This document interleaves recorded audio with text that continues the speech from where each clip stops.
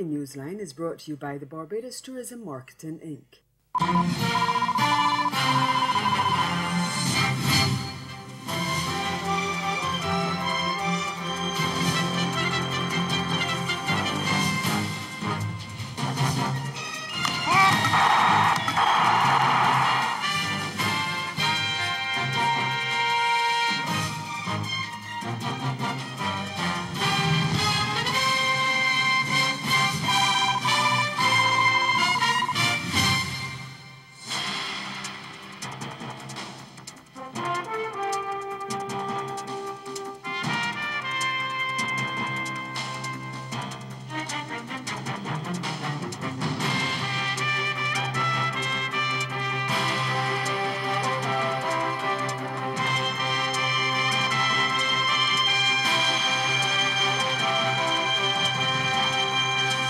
Two regional leaders defend the Barbados Prime Minister in the controversy surrounding the relocation of Ross University. That's our top story in Caribbean Newsline for Monday, August 13. From the CMC News Center in Bridgetown, I'm Nicole Best. Good evening. The Dominica government is calling for an end to unwarranted verbal attacks against the Barbados government in the controversy that has followed the decision of the U.S.-owned Ross University School of Medicine to relocate from that Eastern Caribbean nation to Barbados. Prime Minister Roosevelt Skerrit urged all who are accountable to cease and desist from the attacks on the Mia Mottley administration and, by extension, all Barbadians. Since the announcement earlier this month that Ross was moving to Barbados, Mottley and her government have been accused of poaching the educational institution from Dominica. But Skerrit insisted in a statement issued over the weekend that the decision to relocate to Barbados was a decision taken solely by the university. He said the relationship between Barbados and Dominica is long-standing and amicable, and Ross's move has not affected his camaraderie with Prime Minister Mottley, just as his profound love for the people of Barbados remains intact. Prime Minister Skerrit also pointed out that Barbados has always stood with Dominica in good times and most recently in difficult times after Tropical Storm Erica in 2015, Hurricane Maria in 2017, and even further back when the government assisted Dominica with a loan of $10 million on concessional terms when the island was at the mercies of the International Monetary Fund in 2002. Meanwhile, Prime Minister of St. Vincent and the Grenadines, Dr. Ralph Gonsalves, says Prime Minister Skerrit cannot be blamed for losing Ross, and Prime Minister Mottley should not be accused of poaching.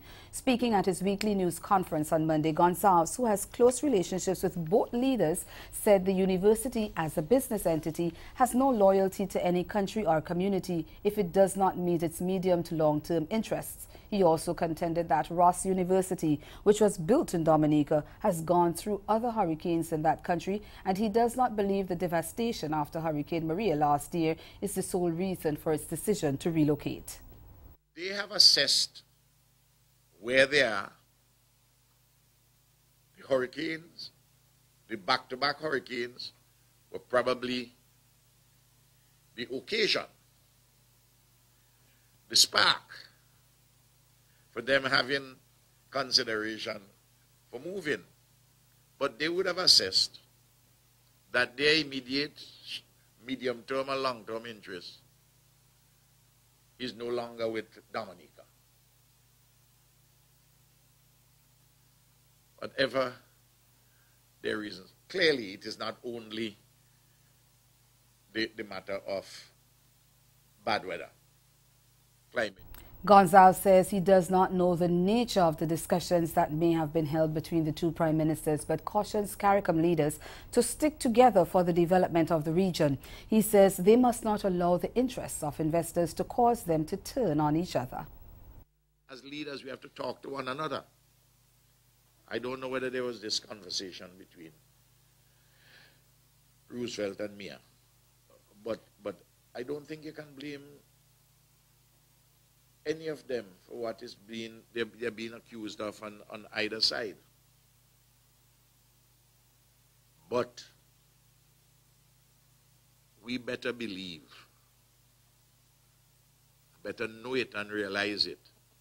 We mustn't turn on one another and eat one another. They come to invest. Where their interest coincides with yours, things are fine. Where their interests no longer coincide and they diverge, they ain't allowing loyalty to you to hold them back. Long and short of it, that's monopoly capitalism for you. The Democratic Labour Party, which suffered a humiliating whitewash in Barbados' May 24th polls, has elected attorney Verla De Pisa as its new leader. She took up the reins on Sunday, almost 3 months after defeated former Prime Minister Frandel Stewart announced he was stepping down as party president. De Pisa was unopposed during the internal elections at the party's annual conference this weekend. In her first address as president, she said all organs of the institution, the Young Democrats, the Democratic League of Women, the overseas bodies and constituency branches must be rejuvenated if the DLP is to rebuild from the election defeat. She admitted that the task ahead is a mammoth one, but said the party had to address its issues frontally and without fear or favor. Trinidad and Tobago's Prime Minister Dr. Keith Rowley says he will be seeking another term as political leader of the People's National Movement, the PNM, in internal elections at the end of next month. He said on Sunday that the decision to throw his hat in the ring to prevent imps from getting voted onto the party's executive. Let me say to the workers of Petrotrin, as I've said to the leader of the OWTU, don't threaten me.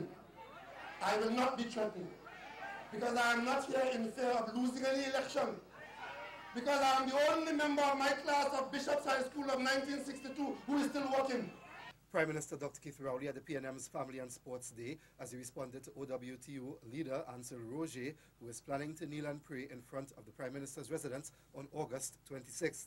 The union has demanded the government fire the chairman of Petrotrin over the publication of salaries at the company, which Mr. Roger claims was misleading and put the lives of Petrotrin workers at risk. The House of St. Anne's is a government office, and those of us who work 24 hours a day work at the back of that house. And if I too was getting $100,000 for doing nothing, I'll walk around the country and kneel down too. As Prime Minister of Trinidad and Tobago, I am today telling the population for the first time, I invited the leader of the OWTU to come and speak to me as leader of the OWTU. He refused. He refused to speak to me as Prime Minister. If there are those who have to be reduced from the labor force, as we have done with the colony workers, the government of Trinidad and Tobago, a PNM government, will ensure that workers are not thrown in the bamboo.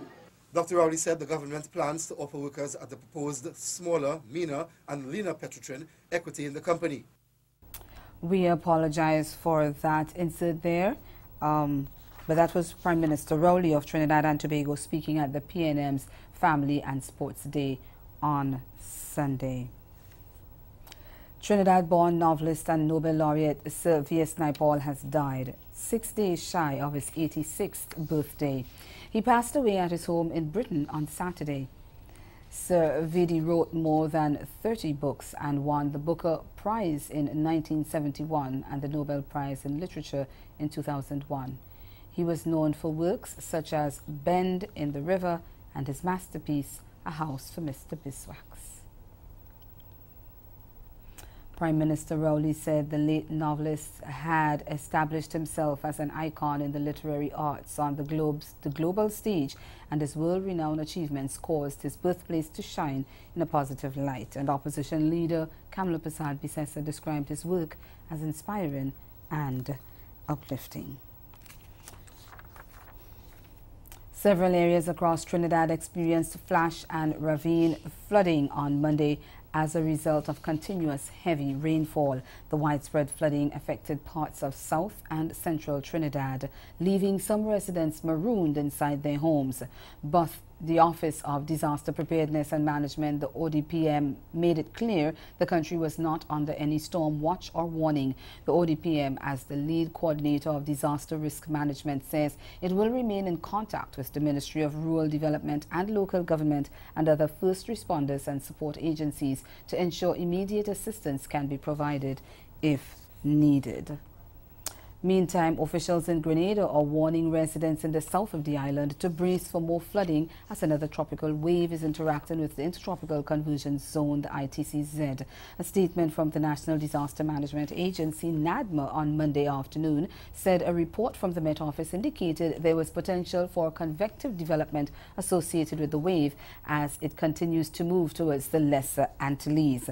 As a result, moderate to heavy scattered showers and possible isolated nighttime thunder showers are expected from tonight, especially in the southern belt of the island.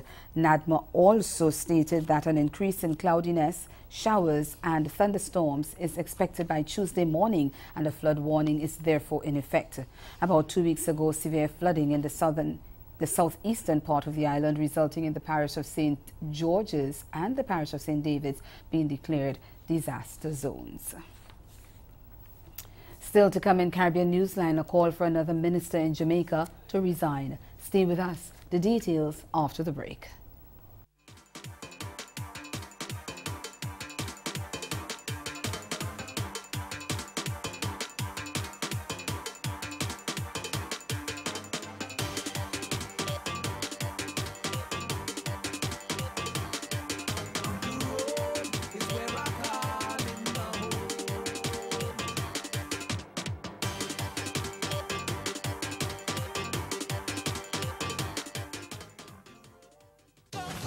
Passion for what she believes is unmatched. So I wanted to get to the point where you can shake me off that perfect piece. She's a book-off radio host, philanthropist, and motivational speaker. And I said, I'm going to write you a check for $10,000, which I'm not.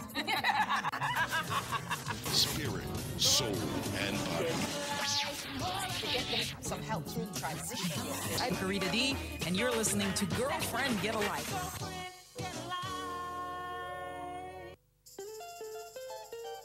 Dominica's World Creole Music Festival in 2018, October 26, 27, 28 at the Windsor Park Stadium in the capital city, Roseau. 3 nights, over 8 genres, 40 years of independence, 1 location, Dominica, the 20th edition of Dominica's World Creole Music Festival. For more information, like our Facebook page, Dominica Festivals. Visit our website, www.dominicafestivals.com for all travel, accommodation, and ticketing details. My love, my home, my Dominica. Building a resilient nation. See you there! Proudly sponsored by the Government of Dominica and Discover Dominica Authority.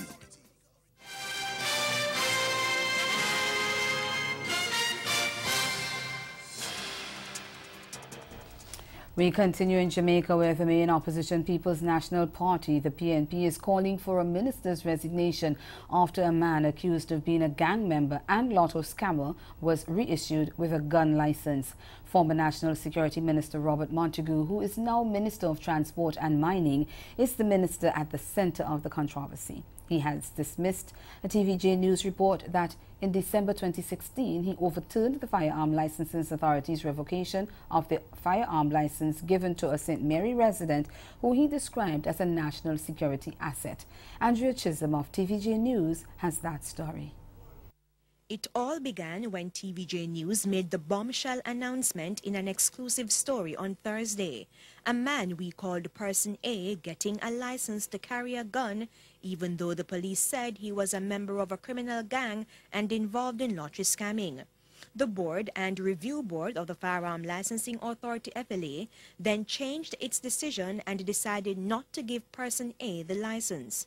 But then National Security Minister Robert Montague used his powers under the Firearms Act to overturn the decision.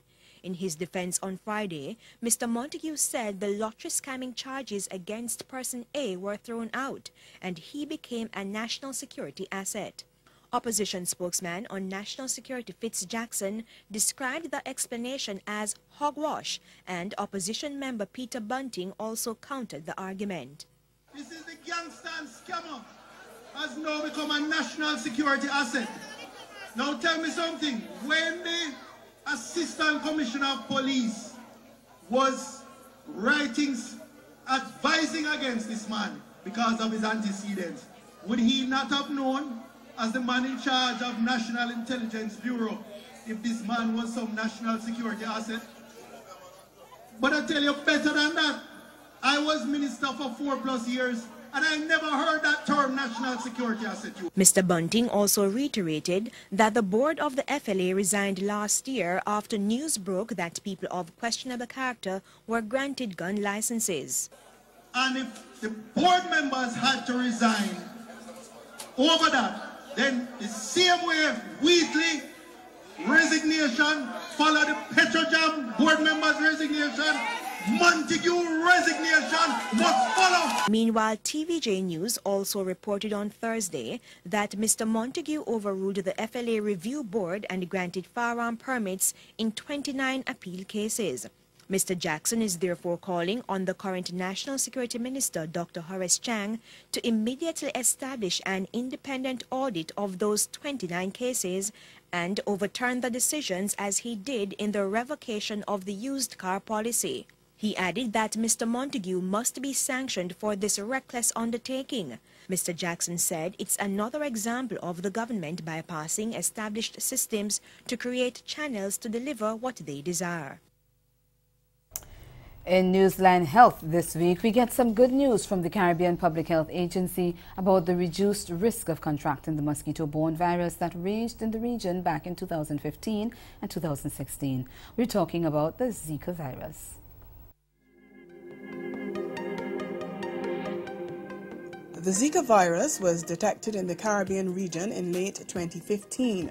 The number of cases increased in the first half of 2016 and reached its peak in August of that year and then declined rapidly. So by December 2016 and into early 2017, there were much fewer cases. And now, following a review by the Caribbean Public Health Agency, CARFA, of pertinent data from the last 30 months, it's safe to say the chance of contracting the virus in the region is low. CARFA Executive Director Dr. James Hospitalis says the agency had been keeping a close eye on the virus, conducting surveillance and laboratory testing activity. We have put together the information from 26 countries and from partner agencies, and as I said, concluded that at this time, transmission of Zika has been interrupted in Caribbean territories. This is based on congruency of information from different sources. What member states report out of the general fever surveillance system, which is showing a downward trend, specific extensive laboratory testing data from right across the Caribbean at our right regional reference laboratories in Port of Spain on samples from all over the region. And we have also reached out to international public health partners, the Public Health Agency of Canada and the European Centers for Disease Control, their data mirroring very closely the Caribbean pattern of Zika among travelers returning to from the Caribbean in 2016 and then declining and none since early 2017. So these data are very similar to our regional pattern that from the high point in 2016, cases have declined to sporadic and no cases in the last 12 months. But CARFA says we still have to be vigilant given the ongoing risk for dengue and other mosquito-borne diseases. So precautions to prevent mosquitoes breeding and to prevent them biting for residents and visitors applies in terms of covering water containers and using insect repellent and staying under bed nets. Dr. Hospitalis says fighting all mosquito-borne viruses is a work in progress. CARFA is continuing to work with member states and international partners to tackle the problem, do better research, and educate residents. Dawn Paris for Newsline Health. And ahead in Newsline Sport, Barbados Tridents opened their CPL campaign with a win over Guyana Amazon Warriors. Stay with us. Sport is next. This hurricane tip comes to you compliments the Caribbean Disaster Emergency Management Agency and the Caribbean Media Corporation. Be prepared. Make sure you listen for official information to ensure that the all-clear announcement has been given.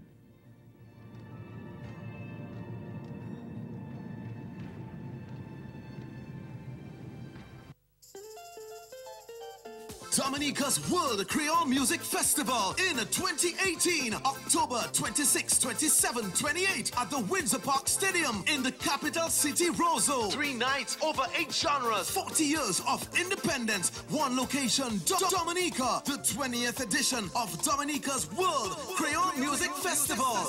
For more information, like our Facebook page, Dominica Festivals. Visit our website, www.dominicafestivals.com for all travel, accommodation, and ticketing details. My love, my home, my Dominica. Building a resilient nation. See you there! Proudly sponsored by the Government of Dominica and Discover Dominica Authority.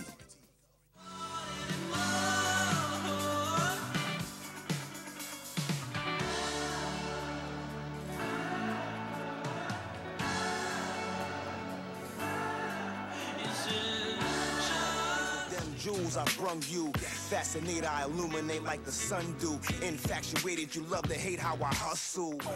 I be on my, I stay up on my, I wake up on my, I go to sleep on my word.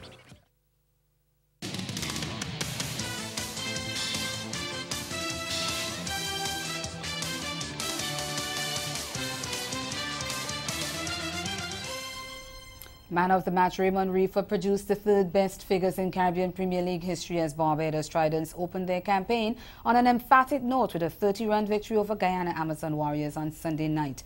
The West Indies left-arm seamer picked up 5 for 20 from 4 overs as the hosts, asked to chase a venue record of 186 at the Guyana National Stadium, never came to grips with the tall order and subsided to 155 for 8 from their allotted 20 overs. Shafane Rutherford resisted with 48 and Captain Shoaib Malik got 38 to get Amazon Warriors up to 124 for 3 in the 16th over, but they lost 5 wickets for 30 runs, courtesy Reefer's magic. Test star Shea Hope had earlier sizzled with a breathtaking 88 of 45 deliveries as Tridents sent in raced to a record 185 for 4 of their 20 overs. His dismissal saw no ease of worry for Amazon Warriors as Trinidadian left-hander Nicholas Puran came late to smash an unbeaten 45 from 27 balls, blasted 2 fours and 3 sixes to get Tridents up to their eventual total. Leeward Islands disposed of Windward Islands inside 2 days of the penultimate day of the 3rd round of matches in the Regional Under-19 Championship on Sunday. Playing at Sion Hill, the Leewards pulled off a 6-wicket victory to mark their first win of the tournament following 2 straight defeats. Resuming from their overnight 119 for 7 with a lead of already 4 runs, Leewards racked up 156 in their first innings, with Damari Benter converting his overnight 38 into a top score of 54. Set 55 for victory, Leewards got home easily with Michael Louis belting 31 from 26 balls with a 4 and 4 sixes and a lead of 41. Elroy Francis then put the Leewards 4th in command when he grabbed 5 for 23 to send the Windwards tumbling for 98. Opener Kimani Millius top scored with 30, but the Windwards collapsed from 49 for 2 to 98 all out, losing their last 8 wickets for 49 runs.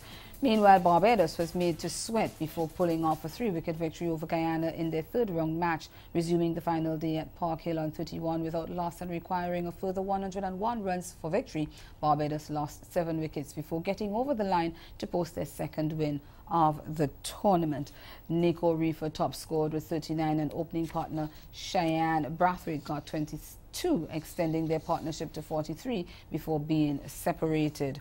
Tottering on 108 for 7, number 9 Joshua Bishop came to Barbados' rescue, striking 2 fours and a 6 in an 11-ball unbeaten 16 as he put on a crucial 26 in an unbroken 8-wicket partnership with Matthew Ford, who scored 14 not out. Kevin Umaroa finished with match figures of 10 for 134. And the Jamaicans were crushed by 10 wickets at the hands of Trinidad and Tobago, resuming from their overnight score of 95 for 3 and needing 115 to avoid an innings defeat. The Jamaicans folded on 297 with Kirk Mackenzie top scoring on 129 and Rewin Sr. finishing on 27.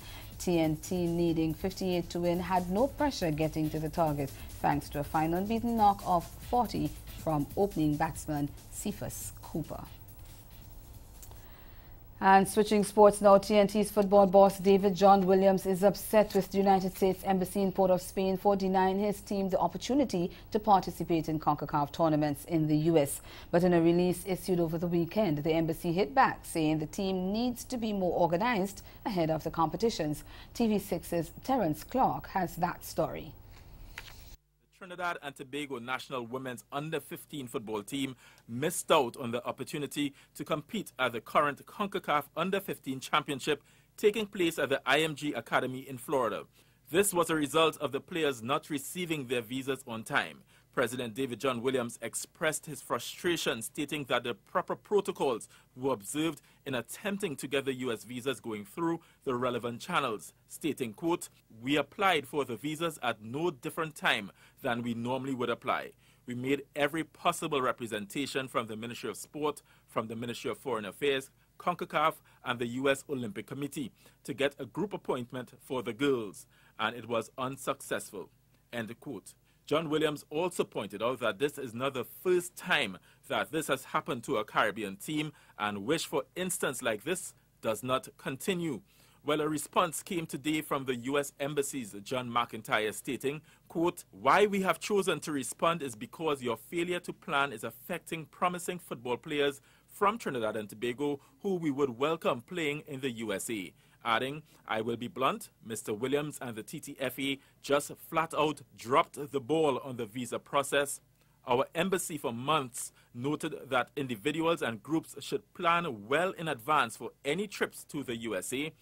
The Trinidad and Tobago girls under-15 representatives approached the embassy about visas after we were closed on Tuesday, July 31st to get their visas by Friday, August 3rd, with the emancipation holiday in between.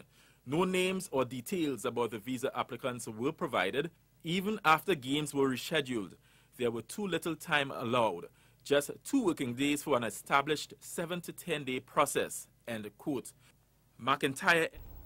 And finally, in horse racing, veteran Barbadian rider Patrick Husbands notched his 11th added money success of the Woodbine season when he guided pre-race favourite Win the War to a handsome victory in the 100,000 Canadian dollar Duchess Stakes on Saturday. Going 7 furlongs for the 3-year-old fillies in race 3, Husbands battled 10 Choice Moon for most of the way before Win the War exploded in the stretch to reach the wire 1 1/4 lengths clear in a time of 1 minute 23.17 seconds.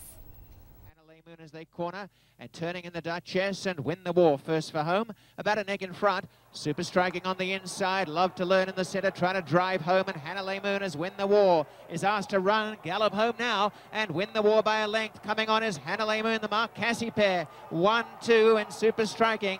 It's Win the War in front, and going on to score as expected. Win the War takes the Duchess, a length and a quarter. Hannah Moon second, Super Striking third, and back last, Love to Learn. And that's the sport. Stay with us, we'll be right back.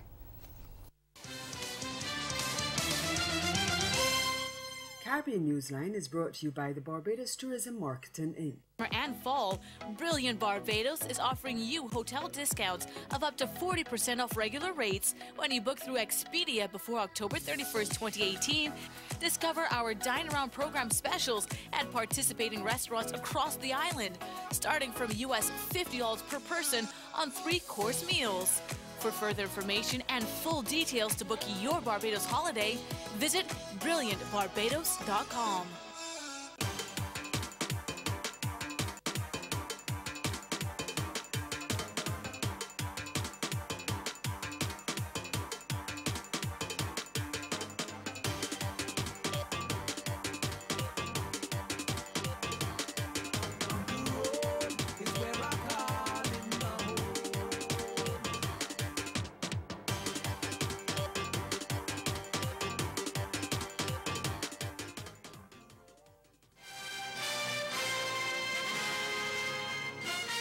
Again, the major developments of this day, the Prime Ministers of Dominica and St. Vincent and the Grenadines defend the Barbados leader in the controversy surrounding the relocation of Ross University from Dominica to Barbados. And in sport, Barbados Tridents opened their CPL campaign with a 30-run victory over Guyana Amazon Warriors.